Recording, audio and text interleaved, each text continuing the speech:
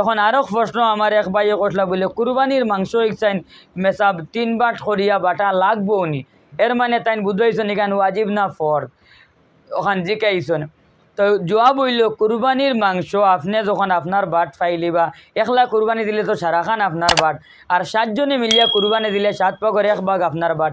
আপনার যে বাট পাইবা এই বাট আনার বাদে এই বাটের উপরে আপনি টোটালি আপনি এখতিয়ার আছে আপনার, আপনি এই বাটগুলা আপনি সারা আপনি ব্যবহার করতে পারবা, সারা খায়রে দেলাইতে পারবা, সারা আপনি ফকির মিসকিন দিয়ে বাটিয়াও দিতে পারবা।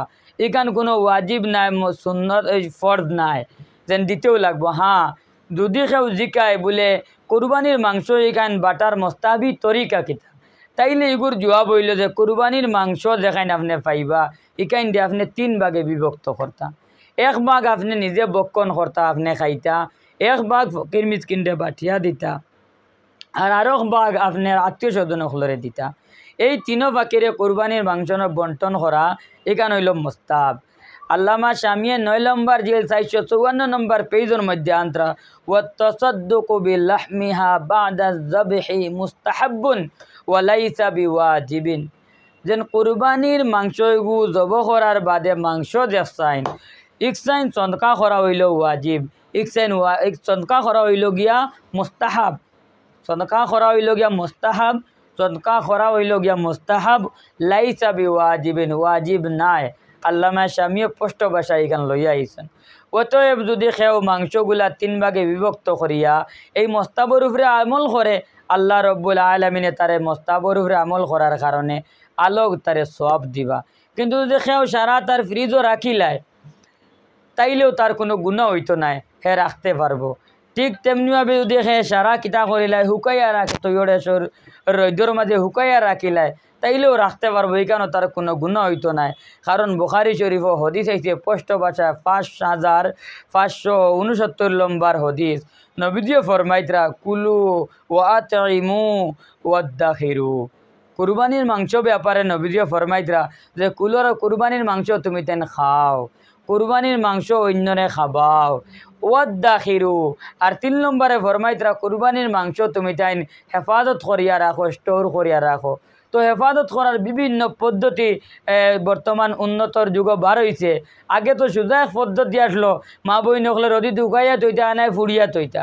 এখন আরও কত সুরত বার হয়েছে, এতুর লগর এক সুরত হইল গিয়া আপনারও ফ্রিজও হারাইয়া তোয়া।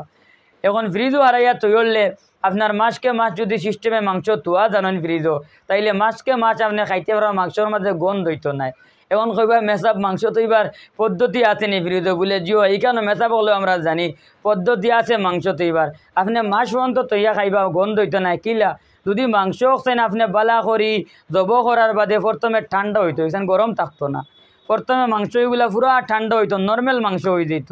ওয়ার বাদে এগুলা আপনি বালা করি দইয়া রক্তগুলা বার করে লইতা, আর বার করিয়া ফা খালা কুচ্চুত তৈতা তলে উচ্চা জায়গাত নিয়ে যাতে পানি সুরা জড়ি যায়, পানি থাকতো না মাংসর মাঝে। তুতলি পানিগুলা যদি আপনি জড়াইলেন আর জড়াইয়া খালি মাংস থাকে, আরও মাংসগুলো আপনি যদি কুচুর বক্স প্লাস্টিকর বা কোনো কিছুর বক্স যদি আপনি আগলা প্যাকিং করে করে রাখেন, তাহলে মাছকে মাছ আপনি ফ্রিজও আপনার আইসও হারাইয়া যদি রাখেন মাছকে মাছ দিয়ে খাইতে পারবা, এই মাংস একদিন তো কোনো গন্ধ হইতো নাই। আর যদি হসুবা করি আপনি তৈরেন পানি লাগাই রয়েছে আর ফ্রিজ বানিয়ে হারাই দেন, তাইলে এই মাংস 3 দিন আর 2 দিন যাইতো না, আস্তা গরম মানুষ হইতে পারত না, ফ্রিজের করে দিয়ে পানি বাড়াইব আর গন্ধ হইয়া আস্তা গর্ত বাই হয়ে যাব। যাই হোক, ও ফ্রিজও মাংস তৈবারও পদ্ধতি আমার আস্তাও যেহেন আইতো কই দিলাম। তো ফ্রিজও যদি খাইলে তৈরেন তৈয়া খাইতে পারবা, তবে খেয়াল করবা আপনারে আল্লাহ ক্ষমতা দিছে, কোরবানি দিছেন, আর আপনার আশপাশে যদি গরিব ভাই বই নকল থাকেন আর এরারে না দিয়ে আপনার ফ্রিজও হারাই দেন, তো এই মাংস এখান আপনার পেটও গিয়া দেন খাইয়া আপনার গুছ বনবো, ইকসেন বেশ পালা উল্লা বনতো না। কারণ আল্লাহ নারাজি থাকবো আপনার উপরে, আল্লাহ নারাজি থাকবো। যে সময় মদিনার মাঝে গুরবতী আসলো, যে সময় মদিনার মাঝে সারা সাহাবায় কুরবানি দেওয়ার ক্ষমতা আসলো না, তখন নবী দিয়ে হুকুম করে দিয়েছিলা যে কুরবানির মাংস কেউ তৈতে পারতায় নাই, সারা দিতায়। কারণ ইনো গরিব বেশি আছেন, তোয়াত লাগলে গরিবে ভাইতা নাই। আমরা রেদত অঞ্চল আবহাওয়া অবস্থা রয়েছে, অনেক জায়গাত আবো আস্তা গাঁর মাঝে 2-3 জনে কুরবানি দেন। আলহামদুলিল্লাহ আমরা রাতাবাড়ি এলাকাত বিশেষ করে ফরওয়ার্ড এলাকাত ভাই অকল আল্লাহর মর্জিতে সচ্ছল হয়েছেন, গড়ে গড়ে কুরবানি দেন। কিন্তু এত অঞ্চল আবু কিছু গাওয়াইন আছে, কিছু গরিব জায়গা আছে, এটা 2-1 পরিবারে কুরবানি দেন, 3 পরিবারে দেন।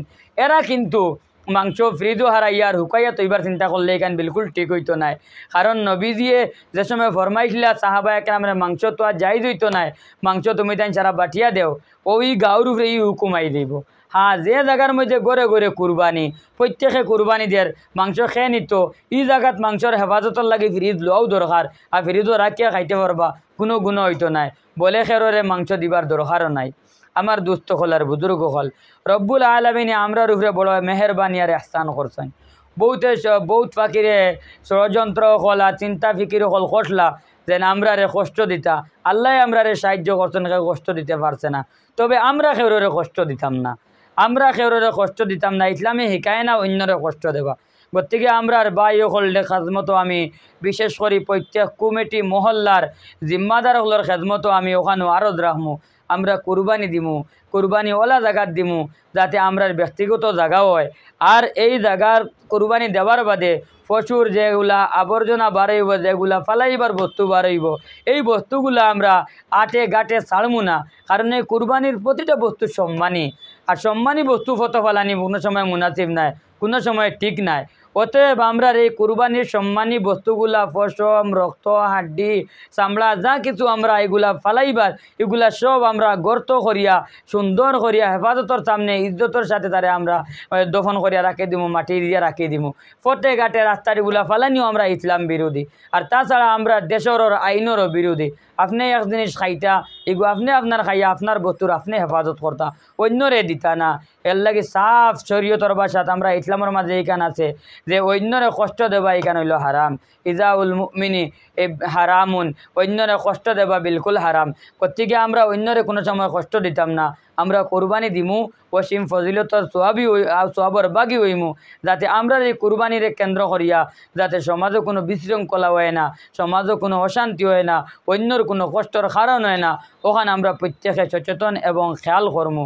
আমি ওখানেও আরজ করিয়া আজকে আর দীর্ঘ আলোচনা না করিয়া ওখানে আমি আলোচনা সমাপ্ত করতাম। সাইয়ার ওমা আলাইনা ইল্লাল বালাগ।